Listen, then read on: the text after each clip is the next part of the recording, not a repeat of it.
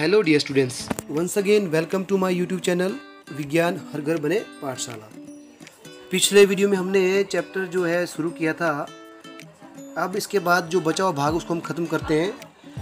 इसको हम आज ही ख़त्म करेंगे और इसके प्रश्नोत्तरों को भी हम देखेंगे। चलिए देखते हैं बायोगैस का निर्माण कैसे होता है। हमने बायोगैस पढ़ा था कि बायोगैस क्या होता है, किस प्रकार यह फायदा होता है। अब इसका निर्माण किस प्रकार होता है ये देखना है हमने। तो गोबर फसलों के काटने के पश्चात बचे हुए अपशिष्ट, सब्जियों के अपशिष्ट जैसे विविध पादप तथा वाहित मल जब ऑक्सीजन की अनुपस्थिति में विघटित हो जाते हैं तो बायोगैस या जैव गैस का निर्माण होता है। ठीक है बच्चों, इस प्रकार जैव गैस बनती है। अब इसके पार्ट है, पहला है कर्दम।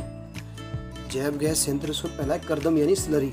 तो जैव गैस बनाने के लिए हमें एक मिश्रण टंकी बनानी पड़ती है जिसमें हम गोबर और पानी को मिलाकर गाढ़ा घोल बनाते हैं, जिसे हम कर्दन या स्लरी कहते हैं। ठीक है। उसका दूसरा भाग है आपका संपाचित्र यानी डाइजेस्टर। ये संपाचित्र चारों ओर से बंद एक कक्ष होता है जिसमें ऑक्सीजन नहीं जाती है और यह बायोगैस संयंत्र का सबसे बड़ा एवं प्रमुख भाग होता है। इसी भाग में अवायवीय सूक्ष्म जीव, अवायवीय आपको पता ही है, जो वायु की अनुपस्थिति में या ऑक्सीजन की अनुपस्थिति में गोबर की स्लरी के जटिल यौगिकों का अपघटन करते हैं। ये चित्र है बच्चों इसका, ये देखिए बायोगैस का चित्र, या ये आपका एक संपा चित्र है। ये डाइजेस्टर है, बड़े वाला भाग, इसको डाइजेस्टर कहते हैं। यहाँ तक ये आपका कर्दम है यानी स्लरी, यहाँ पे आप पानी और गोबर मिला के डालते हैं। ठीक है। और ये यहाँ के थ्रू जाता हुआ इस टंकी में यानी संपा चित्र में इकट्ठा हो जाता है। फिर इधर से भी आपका जब ये यहाँ इकट्ठा हो जाता है तो यहाँ पे आपका जो है, यहाँ पे मिट्टी होती है, मिट्टी डाली होती है ताकि जो ऊपर मिट्टी रहे, और यहाँ पे फिर आपका जो है उर्वरक वाला भाग जो है, जो गोबर बच जाता है वो इस तरफ रहता है, यहाँ से हम निकाल सकते हैं। अब इस टंकी में ऊपर हमने एक टैप लगाया होता है जिसमें हमने एक वाल्व लगाया होता है जहाँ से हम पाइप लगाते हैं गैस निकालने के लिए, और ये हमारे किचन तक जाती है जहाँ हम इसको यूटिलाइज करते हैं। तो ये एक बायोगैस का संयंत्र है। इसके ऊपर प्रश्न आता है कि बायोगैस का चित्र सहित कार्यविधि समझाइए, तो ये आप अच्छी तरह समझेंगे। इसके बाद बच्चों इसकी निर्माण प्रक्रिया क्या है ये देख लेते हैं। फ्लो चार्ट में पहला मिश्रण टंकी या स्लरी जिसमें हमें गोबर डाला होता है और पानी डाला होता है। उसके बाद ये जाता है आपका अवायवीय सूक्ष्म जीवों द्वारा गोबर की स्लरी में जटिल यौगिकों का अपघटन, जिसे बोलते हैं हम डाइजेस्टर, यहाँ पे होता है। फिर उसके बाद क्या होता है, इसके बाद बच्चों अपघटन के पश्चात मीथेन गैस या कार्बन डाइऑक्साइड गैस और हाइड्रोजन तथा हाइड्रोजन सल्फाइड गैसें बनती है। अब इन गैसों में से जो है बनी हुई गैस टंकी में संचित होती है और टंकी से हम क्या शेष बची हुई स्लरी को या गैस निकाल लेते हैं किचन के लिए, या अपने खाना बनाने के स्थान पर ले जाते हैं, या हम प्रकाश के रूप में इस्तेमाल कर लेते हैं, और बची हुई स्लरी को हम इकट्ठा कर लेते हैं टंकी के द्वारा, जिसको हम खेतों में खाद के रूप में इस्तेमाल करते हैं। अब बायोगैस संयंत्र में कौन कौन सी गैसें बनती हैं बच्चों? मीथेन, कार्बन डाइऑक्साइड, हाइड्रोजन और हाइड्रोजन सल्फाइड, ये 4 गैसें वहाँ बनती हैं। बायोगैस या जैव गैस के निर्माण में निम्न उद्देश्य की पूर्ति होती है। हमारे जो उद्देश्य हैं इसको बनाने के, इनकी पूर्ति होती है। पहला उद्देश्य क्या है? इसके निर्माण से ऊर्जा का सुविधाजनक दक्ष स्रोत मिलता है। इसके निर्माण से उत्तम खाद हमें मिलती है। इसके निर्माण से अपशिष्ट पदार्थों के निपटारे का सुरक्षित उपाय भी हमें मिल जाता है। ठीक है बच्चों। शेष बची हुई स्लरी का उपयोग भी हो जाता है जो हम खाद के रूप में और खेतों में डालते हैं, क्योंकि इसमें नाइट्रोजन और फॉस्फोरस की मात्रा अधिक होती है। इसके बाद आता है बच्चों हमारा पवन ऊर्जा। अब पवन ऊर्जा के बारे में पढ़ लेते हैं। ये तो बायोगैस हमने अच्छी तरह पढ़ लिया। चलिए अगला स्रोत है हमारा पवन ऊर्जा। तो पवन ऊर्जा, आजकल पवन ऊर्जा का इस्तेमाल जो है विद्युत उत्पन्न करने के लिए किया जा रहा है। आपको पता है बहुत से बच्चों ने अपने जो हमारी साइंस क्विज होती है, साइंस प्रोजेक्ट होते हैं इंस्पायर अवार्ड के, उसमें भी आपने विंड मिल एनर्जी का संयंत्र या विंड मिल एनर्जी का मॉडल बनाया होगा। तो हवा के द्वारा जो है विद्युत उत्पन्न करने की प्रक्रिया। तो पवन, गतिशील वायु को पवन कहते हैं हम, इसलिए इसमें गतिज ऊर्जा होती है क्योंकि यह गतिशील होती है। इनमें कार्य करने की क्षमता अधिक होती है। ठीक है बच्चों।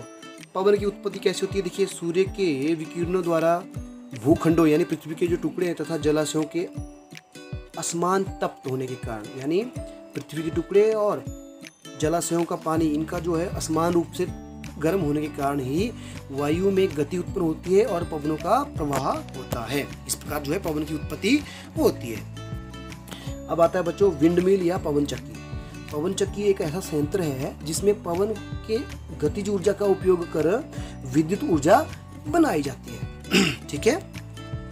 अब पवन चक्की की संरचना क्या है ये देख लेते हैं बच्चों। पवन चक्की की संरचना, पवन चक्की किसी ऐसे विशाल विद्युत पंखे के समान होती है जिसे किसी दृढ़ आधार पर कुछ ऊंचाई पर खड़ा किया जाता है। अभी आपको मैं चित्र बता रहा हूँ जहाँ पे आपका पवन चक्की बनी हुई है। ये देखिए एक दृढ़ आधार है और ये ऊंचाई पे हमें इसको खड़ा किया होता है। एक दृढ़ आधार है, ऊंचाई पे बनाया हुआ है और यहाँ पे हमें एक स्टैंड लगाया होता है, पोल, इसको पोल बोलते हैं। और यहाँ पे इलेक्ट्रिक जनरेटर ये लगाया होता है जो कि बिजली उत्पन्न करता है। कैसे? ये टरबाइन है, ब्लेड्स है, ये जब ये तेज गति से घूमती हैं तो इसमें जो ऊर्जा उत्पन्न होती है उसको कन्वर्ट किया जाता है इलेक्ट्रिक जनरेटर द्वारा बिजली में, और इस विद्युत ऊर्जा को फिर हम इकट्ठा करके दूर तक ले जाते हैं। तो ये थी आपकी विंड मिल। अब विंड मिल फार्म क्या होते हैं? या पवन ऊर्जा फार्म किसी विशाल क्षेत्र में बहुत सी पवन चक्कियाँ लगाई जाती हैं। इस क्षेत्र को हम पवन ऊर्जा फार्म कहते हैं, इसको हम बोलते हैं पवन ऊर्जा फार्म। जिस क्षेत्र में, बड़े क्षेत्र में बहुत सी पवन चक्कियाँ इकट्ठी लगाई जाए उसको हम पवन ऊर्जा फार्म कहते हैं। अब पवन चक्की द्वारा व्यावसायिक रूप से विद्युत का निर्माण, ये देख लेते हैं बच्चों। देखिए, व्यापारिक स्तर पर विद्युत प्राप्त करने के लिए किसी पवन ऊर्जा फार्म की सभी पवन चक्कियों को आपस में जोड़ा जाता है, एक दूसरे से जोड़ा जाता है, ठीक है। जिसके परिणाम स्वरूप क्या होता है? जो हमें प्राप्त नेट ऊर्जा मिलती है वो सभी पवन चक्कियों द्वारा उत्पन्न विद्युत ऊर्जाओं के योग के बराबर होती है। इसलिए पवन ऊर्जा का व्यापारिक हम विद्युत रूप में, विद्युत ऊर्जा में बना सकते हैं। उसके बाद आता है बच्चों डेनमार्क। देखो, डेनमार्क में पवन ऊर्जा के क्षेत्र में बहुत अग्रणी है। डेनमार्क ऐसा देश है जहाँ पे जो है पवन ऊर्जा के वो क्षेत्र में सबसे आगे है, इसीलिए इसे पवनों का देश भी कहा जाता है। तो पवनों का देश कहा जाता है डेनमार्क को।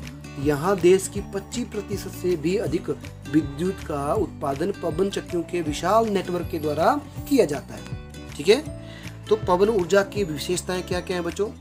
नंबर 1, पवन ऊर्जा नवीकरणीय स्रोत है ऊर्जा का, और एक दक्ष जिसमें बहुत सारी ऊर्जा की क्षमता है, और एक पर्यावरण हितैषी है, पर्यावरण को नुकसान भी नहीं पहुंचाता, ठीक है।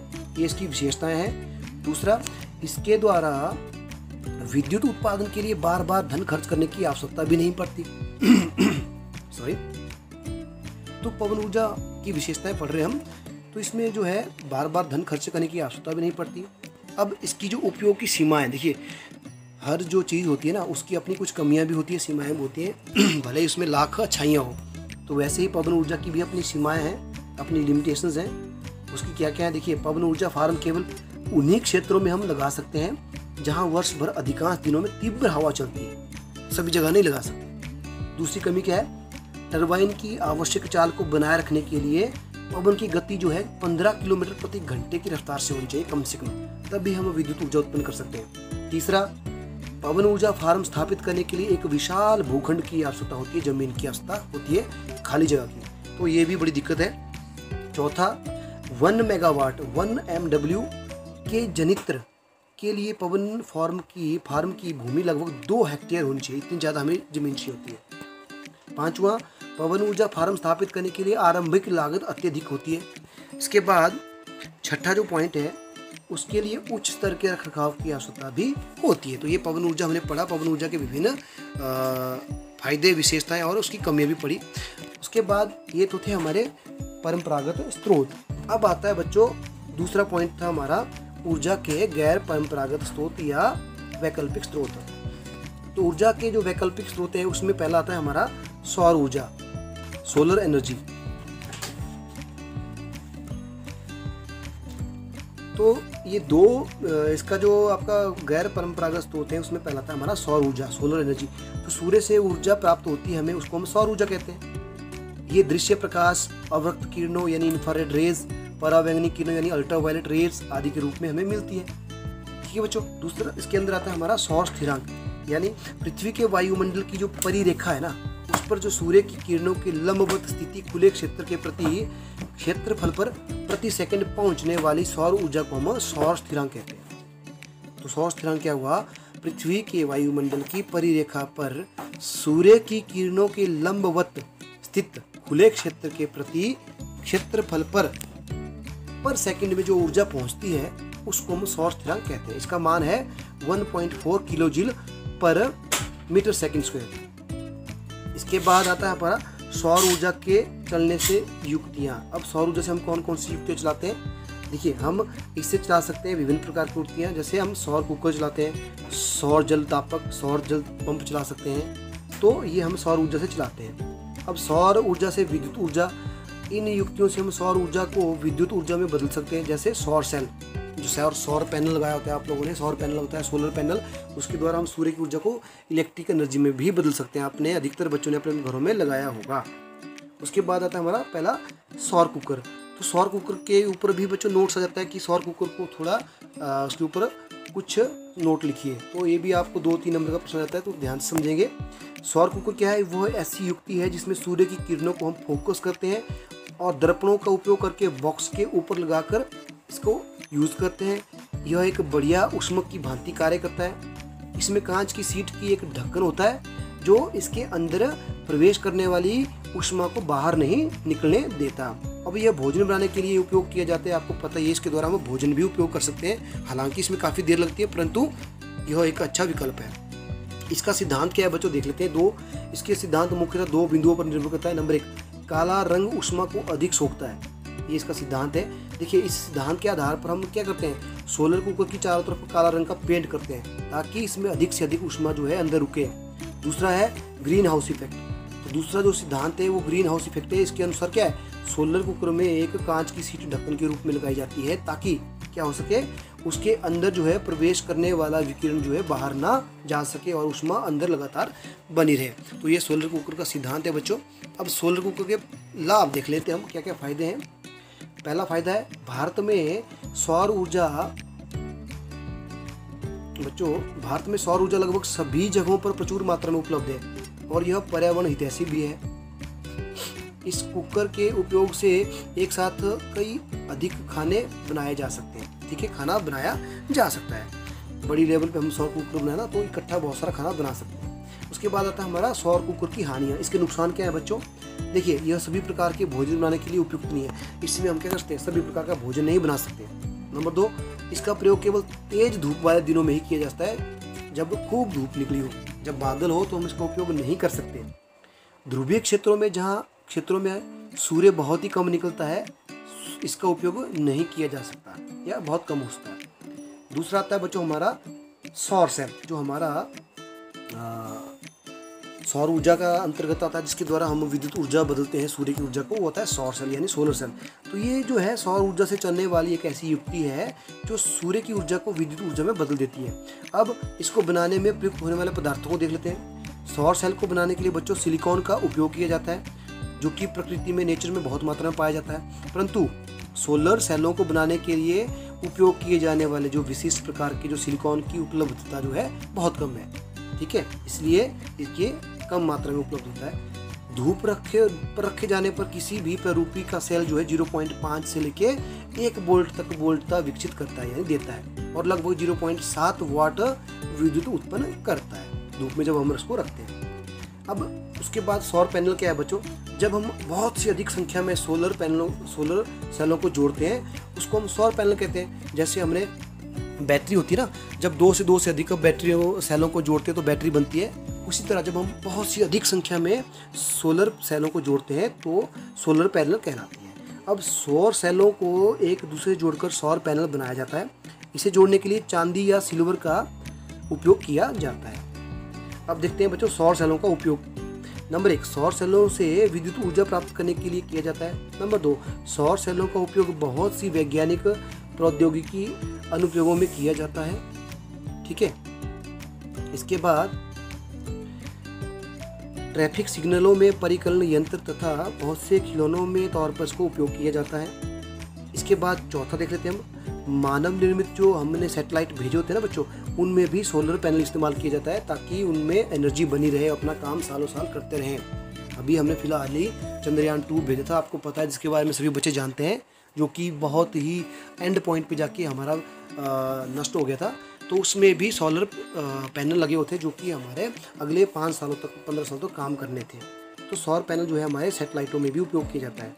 रेडियो तथा वायरलेस सिस्टम, सुदूर क्षेत्रों में टीवी को रिले करने वाले सौर पैनल केंद्रों में इसका इस्तेमाल किया जाता है। अब इसके लाभ क्या है बच्चों, को देख लेते हैं हम। सौर पैनल के लाभ देखिए, सौर सेलों में कोई गतिमान पुर्जा नहीं होता। ठीक है, इसमें कोई गतिमान पुर्जा नहीं होता है और इसका जो है रखरखाव सस्ता है। ये बिना किसी फोक्सन यानी किसी फोक्सन युक्ति के काफ़ी संतोषजनक कार्य करते हैं। इन्हें सुदूर तथा अगम्य स्थानों पर स्थापित किया जा सकता है। यह ऊर्जा के नवीकरणीय स्रोत भी हैं। इसके बाद बच्चों, इनसे तो प्रदूषण बिल्कुल नहीं होता और ये पर्यावरण हितैषी भी है। ये इसके फायदे। अब मैंने आपको जैसे पहले बताया, हर एक चीज़ की कुछ सीमाएं होती हैं, कुछ लिमिटेशन होती है। तो सौर सेल की भी सीमाएं हैं। नंबर 1, सौर सेलों के उत्पादन की समस्त प्रक्रिया बहुत महंगी है। नंबर 2, सौर सेलों को बनाने में उपयोग होने वाले विशिष्ट श्रेणी के सिलिकॉन, इसकी मात्रा बहुत ही कम है। सौर पैनल बनाने में सिल्वर यानी चांदी का उपयोग होता है, जो कि बहुत महंगा है। ठीक है, जिसके कारण जो लागत में वृद्धि पड़ती है। इसके बाद महंगा होने के कारण सौर सेलों का उपयोग घरेलू घरों में करना थोड़ा सीमित हो गया है। तो ये थे आपका सौर सेल। उसके बाद बच्चों आता है हमारा समुद्रों से ऊर्जा। अब समुद्रों से ऊर्जा मिलती है हमारी जो है, समुद्रों से भी हमें ऊर्जा मिलती है, जैसे ज्वारीय ऊर्जा। ठीक है, ज्वारीय ऊर्जा है, तापीय तरंग ऊर्जा है, महासागरीय ऊर्जा है। और चलिए इनको हम जल्दी जल्दी कवर कर लेते हैं। पहला है हमारा ज्वारीय ऊर्जा।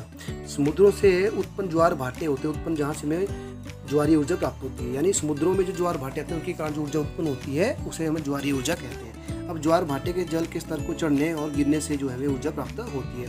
अब ज्वार भाटा यानी टाइड क्या होता है? समुद्र के जल स्तर को दिन में परिवर्तित होने की घटना को ज्वार भाटा कहते हैं। यानी समुद्र के जल स्तर में जो दिन में परिवर्तित ऊपर नीचे होता रहता है उसको हम ज्वार भाटा कहते हैं। इसके कारण क्या है? ज्वारीय ऊर्जा का कारण क्या है? पृथ्वी की घूर्णन गति है और चंद्रमा का गुरुत्वीय खिंचाव यानी ग्रेविटेशनल अट्रैक्शन है। उसके बाद है ज्वारीय ऊर्जा का दोहन। इसको हम कैसे इस्तेमाल कर सकते हैं? देखिए, ज्वारीय ऊर्जा का दोहन महासागरों या सागरों के किसी संकीर्ण क्षेत्र पर बांध बनाकर किया जा सकता है। और बांध के द्वार पर जो है हमें टरबाइन लगानी पड़ती है, जो कि ज्वारीय ऊर्जा को विद्युत ऊर्जा में बदल देती है। दूसरी है बच्चों, महासागरों से हो जाती है हमें तरंग ऊर्जा। तो तरंग ऊर्जा है महासागरों के पृष्ठ पर जो आर पार बहने वाली जो पवन तरंगे होती है ना, उनसे उत्पन्न होती है। अब ये तरंगे जो है गतिज ऊर्जा को उत्पन्न करके विद्युत ऊर्जा में बदल देती हैं और उत्पन्न तरंगों को हम ट्रैप करते हैं तथा तरंग ऊर्जा को ट्रैप करने के लिए विभिन्न युक्तियां इस्तेमाल की जाती हैं, जो कि टरबाइन को घुमाकर फिर विद्युत उत्पन्न करती है। तरंग ऊर्जा की सीमाएं बहुत है बच्चों। देखिए, इसकी सीमा क्या है? एक तो तरंग ऊर्जा जो है वहीं पर व्यावसायिक उपयोग हो सकता है जहाँ पर तरंगे अत्यंत प्रबल हो, हर जगह नहीं हो सकती है। ठीक है, उसके बाद आता है आपका महासागरीय तापीय ऊर्जा। तीसरी ऊर्जा है महासागरों से महासागरीय तापीय ऊर्जा। तो समुद्रों और महासागरों के पृष्ठ पर जल का तापमान गहराई के मुकाबले थोड़ा डिफरेंस होता है। यानी समुद्र के जो अंदर होता है वहाँ पे पानी थोड़ा ठंडा रहता है, जबकि समुद्र की सतह पर पानी गर्म हो जाता है। किसके कारण? सूर्य के प्रकाश के कारण। तो विद्युत संयंत्रों के उपयोग से हम इस विद्युत ऊर्जा प्राप्त करने के लिए इस्तेमाल कर सकते हैं।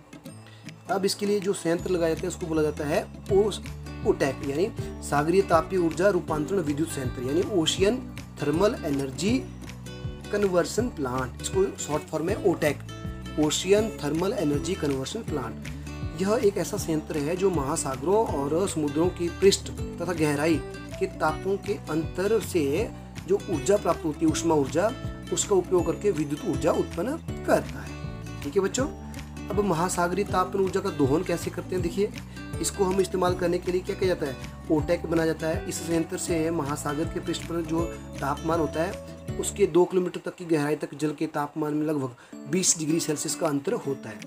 ठीक है, अब इस संयंत्र से क्या होता है? इसी अंतर के कारण यह ओटैक जो हमारा काम करता है। तो जो सतह है वहाँ का जो जल होता है वो गर्म होता है और उसमें अमोनिया जैसे वाष्पशील द्रवों को उबालने में किया जाता है। तो इस प्रकार जो है द्रवों को फिर वाष्पित जनरेटर से टरबाइन घुमाई जाती है और टरबाइनों को फिर हमें ठंडे जल को पंपों से खींचकर भाप को ठंडा करके उसको द्रव में संघनित किया जाता है और इस द्रव से टरबाइन घुमाकर हमें बिजली प्राप्त होती है। इस प्रकार हम ओटैक से विद्युत ऊर्जा प्राप्त कर सकते हैं। उसके बाद आता है हमारा विद्युत संयंत्र की सीमाएं। इसकी सीमाएं क्या है बच्चों? देखिए, महासागर के पृष्ठ पर जो है जल का तापमान 2 किलोमीटर तक जो तापमान तक का डिफरेंस केवल 20 डिग्री सेल्सियस होता है, तो जो कि इसके ऊपर हमारा ये कार्य करता है, तो इसलिए काफ़ी मुश्किल है। नंबर 2, इसमें दक्षतापूर्ण व्यापारिक दोहन करने में कठिनाइयाँ होती है। ये ओटैक यानी इस संयंत्र की सीमाएं हैं बच्चों। दूसरा आता है हमारा महासागर के बाद आता है हमारा भूतापीय ऊर्जा यानी जियोथर्मल एनर्जी। तो ये कैसी एनर्जी है? जो भूमि के अंदर जो जल तप्त स्थलों में संपर्क में आता है ना, वो भाप बनकर उत्पन्न होती है और यह भाप चट्टानों में बीच में फंस जाती है। अब अधिक प्रेशर और उच्च दाब के कारण जो है पाइपें द्वारा यह निकाली जाती है और ये भाप विद्युत जनरेटर की टरबाइन को घुमाकर फिर हम इसको विद्युत उत्पन्न करने में इस्तेमाल कर लेते हैं। तप्त स्थल क्या होते हैं? देखिए, भौमिकीय परिवर्तनों के कारण जो है भूपरपट्टी पृथ्वी की सतहों की गहराई पर तप्त क्षेत्रों में पिघली हुई चट्टानें जो है ऊपर धकेल दी जाती हैं, जो कुछ क्षेत्रों से एकत्र हो जाती हैं। इन क्षेत्रों को हम बोलते हैं तप्त स्थल या तप्त क्षेत्र। अब गर्म चश्मा अथवा उष्ण स्रोत कैसे बनते हैं? देखिए, तप्त जल जो है पृथ्वी की पृष्ठ से बाहर निकलने के लिए जो निकास मार्ग होता है ना, इन निकास मार्गों को हम गर्म चश्मा या उष्ण स्रोत कहते हैं। तो जहाँ जहाँ भी आपको गर्म पानी के चश्मे मिलते हैं, वो बेसिकली जो तप्त जो ऊर्जा है पृथ्वी के अंदर जो है वो बाहर निकल रही होती है, तो वो होते हैं गर्म पानी के या गर्म उष्ण के स्रोत। अब इसके लाभ क्या है बच्चों? इसके द्वारा जो है विद्युत उत्पादन की लागत अधिक नहीं होती है। व्यापारिक दृष्टि से इस ऊर्जा का दोहन करना बहुत ही व्यावहारिक है, यानी प्रैक्टिकल है। इसकी सीमाएं देख लेते हैं, यानी लिमिटेशंस। देखिए, जियोथर्मल एनर्जी को पृथ्वी पर भूतापीय ऊर्जा से क्षेत्र बहुत ही कम है, तो ऐसे स्थलों की गहराई पर पाइप पहुंचाना बहुत ही मुश्किल एवं महंगा है। ठीक है बच्चों, अब तीसरी जो आती है वो है नाभिकीय ऊर्जा। ये इस चैप्टर का अंतिम टॉपिक है। तो नाभिकीय अभिक्रिया के दौरान जो मुक्त होने वाली ऊर्जा है उसको हम नाभिकीय ऊर्जा कहते हैं। ठीक है बच्चों, तो नाभिकीय अभिक्रिया जो होती है उसके दौरान जो ऊर्जा होती है उसको बोलते हैं हम नाभिकीय ऊर्जा। अब नाभिकीय ऊर्जा दो प्रकार की अभिक्रियाओं से प्राप्त होती है। पहला नाभिकीय विखंडन, दूसरा होता है आपका तापीय न्यूट्रॉन। तो पहला है नाभिकीय विखंडन, इसको देख लेते हैं क्या है। नाभिकीय विखंडन जो होता है बच्चों, ये एक भारी नाभिक को दो या दो से अधिक हल्के नाभिकों में तोड़ने की प्रक्रिया को बोलते हैं हम नाभिकीय विखंडन। ठीक है, जैसे यूरेनियम, प्लूटोनियम, थोरियम ये आदि जैसे हमारे जो नाभिक हैं, इनके परमाणुओं के नाभिक को हम क्या करते हैं? निम्न ऊर्जा, कम ऊर्जा वाले तापीय न्यूट्रॉनों से बमबारी कराते हैं, इनको टकराते हैं और हल्के नाभिकों में तोड़ देते हैं। इसके दौरान जो ऊर्जा उत्पन्न होती है उसको हम नाभिकीय ऊर्जा कहते हैं। अब इसका फ्लो चार्ट देख लेते हैं बच्चों। ये देखिए, ये एक यूरेनियम 235 जो है एक हमारा यूरेनियम है, ऊर्जा का स्रोत है। इसको हम छोटे न्यूट्रॉन से टकराएंगे, बमबारी करेंगे, इसके ऊपर जोर से टकराएंगे। इसके कारण जो है यूरेनियम 235 जो है फिर ये अलग अलग भागों में टूट जाता है। ये 4 छोटे छोटे न्यूट्रॉन में टूट जाता है एक इस तरह से। तो ये क्या होता है? ये हल्के नाभिक वाला परमाणु बन जाता है और ये हल्के नाभिक वाले परमाणु बन जाते हैं। अब इसमें क्या होता है? अत्यधिक ऊर्जा वाले न्यूट्रॉन उत्पन्न होते हैं। जो न्यूट्रॉन निकले ना, इनमें बहुत ज़्यादा ऊर्जा होती है। ठीक है, तो ये ऊर्जा है, ये हमें नाभिकीय ऊर्जा के रूप में प्राप्त होती है। ठीक है, दूसरा तापीय, इसके अंदर तापीय न्यूट्रॉन जो होता है वो होता है आपका निम्न ऊर्जा का न्यूट्रॉन। तो ये वे न्यूट्रॉन होते हैं, तापीय न्यूट्रॉन वे न्यूट्रॉन होते हैं जो नाभिकीय रिएक्टर में उपस्थित भारी जल या मंदक के टकराकर अपनी ऊर्जा खो देते हैं। तो ऐसे न्यूट्रॉन को हम तापीय न्यूट्रॉन कहते हैं।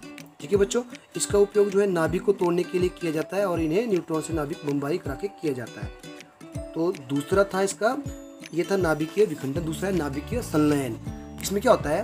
देखिए, संलयन का मतलब जोड़ना। तो दो हल्के नाभिक को हम टूटकर एक भारी नाभिकीय संलयित होकर नाभिकीय संलयन कहते हैं। यानी दो हल्के नाभिकों का टूटकर एक भारी नाभिक के रूप में संलयित होना, जुड़ना, बनाना, उसको नाभिकीय संलयन कहते हैं। उदाहरण के लिए दो हल्के नाभिक जैसे हाइड्रोजन और हाइड्रोजन के दो हल्के नाभिक जो है आपस में जुड़ते हैं और एक हीलियम का निर्माण करते हैं। जैसे H12 ये हो गया आपके हाइड्रोजन के दो नाभिक जो जुड़ते हैं, ये बनाते हैं आपका हीलियम, यानी H हीलियम, और साथ में बनाते हैं आपका एक न्यूट्रॉन प्लस ऊष्मा।